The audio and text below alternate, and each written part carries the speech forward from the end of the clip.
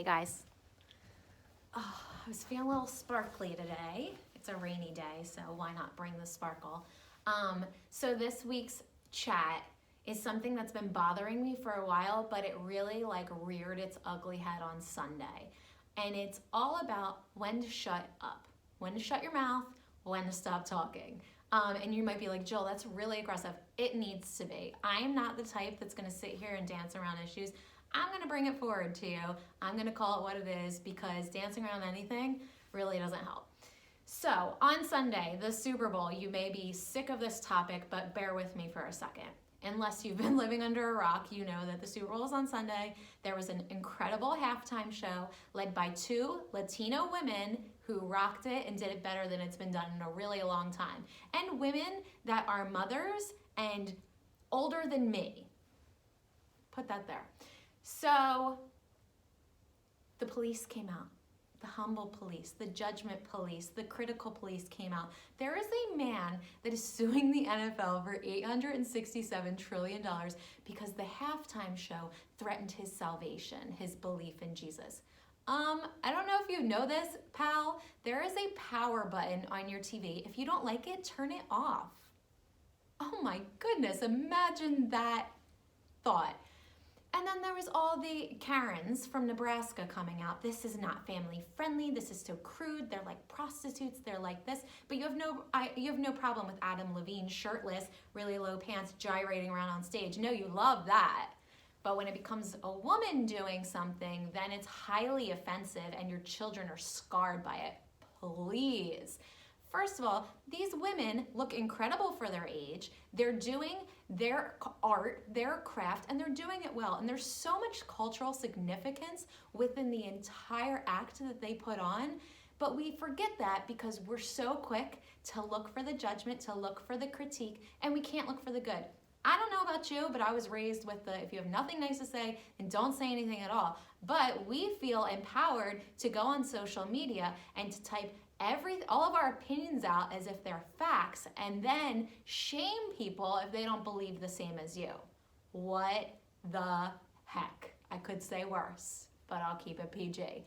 Like, guys, two Latino women led the Super Bowl show better than it's been done in a really long time. We should be cheering for them as women. We haven't always had the liberties and the freedoms that we have as women, and we constantly tear each other down every day, instead of sitting there saying, wow, that is awesome. You are amazing performers. You had such a diverse and meaningful performance, but no, you look at what you can critique. You look at what you can rip apart. And why do we do this?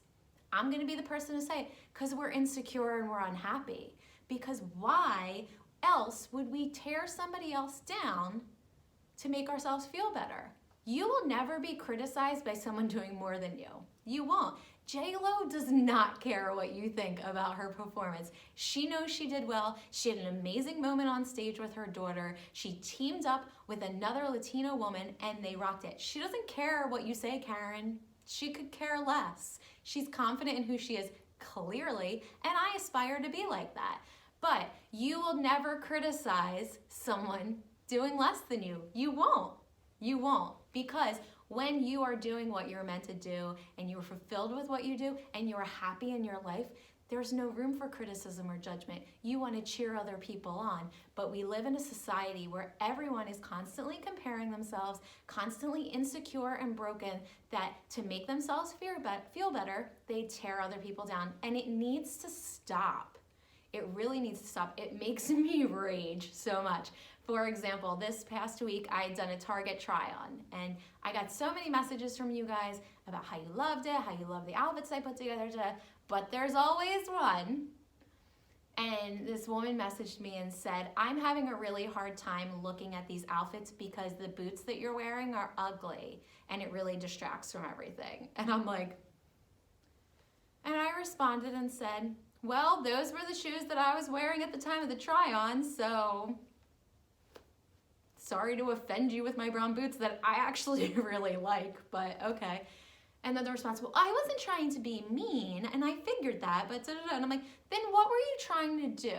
What was the point of the message? What was the goal there? Did you want me to say, oh, I'm really sorry I wore boots that you didn't like. Let me take down the whole try on that I spent 2 hours in Target trying everything on and then hours editing and uploading links and pictures and all kinds of stuff. Like it's not a quick thing. It's hours of work that I put in.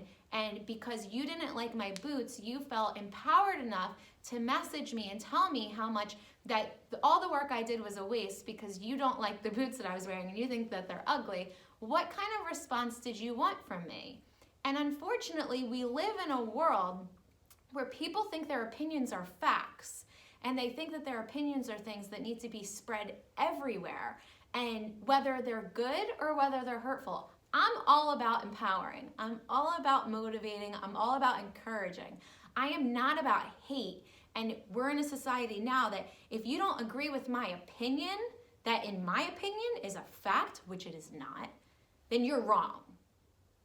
And that's wrong. Like, guys, things are not always black and white. There's a lot of gray area, but if you're not black, then you're white and we can't get along. Or if you're not white, you're black, then we can't get along. And I'm not saying like skin color, I'm just saying black and white because I'm gonna offend someone.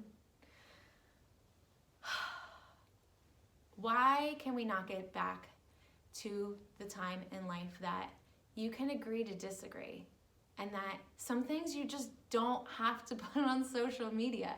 I have very many friends that have opposing views of me that I'm still friends with them and I respect their opinion because I don't believe that everyone needs to think the same thing and act the same way. And the result of this polarity in our world that bothers me the most is people tearing other people down. And like that just really needs to stop. We're better than that, guys. We fought so hard for freedom and the women before us fought so hard for freedom, and we're letting stupid stuff like this tear us down and ruin all of that. Can you imagine risking your life and making it your life's mission to fight for the women after you, to have all these freedoms that they deserve as human beings, and that petty, miserable women that think their opinions are facts can destroy all of that? I don't know, guys. I don't know. So that is my chat for this week. Moral of the story, just shut your mouth. You don't have to put everything on social media. If it's not nice, don't say it. There's an acronym of THINK. Is it thoughtful? You can Google it. Is it kind? There's like, each letter has a thing. But before you open your mouth or post something on social media, can you stop and think and use that acronym? And if it doesn't line up with that, don't post it. It's amazing. You don't have to post it.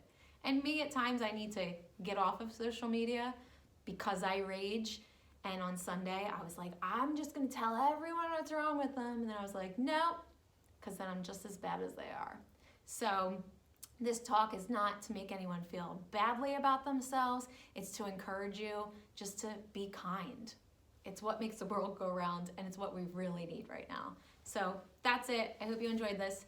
If you did, share it with someone. Tag them in the comments, and I will be back next Sunday for another weekly chat.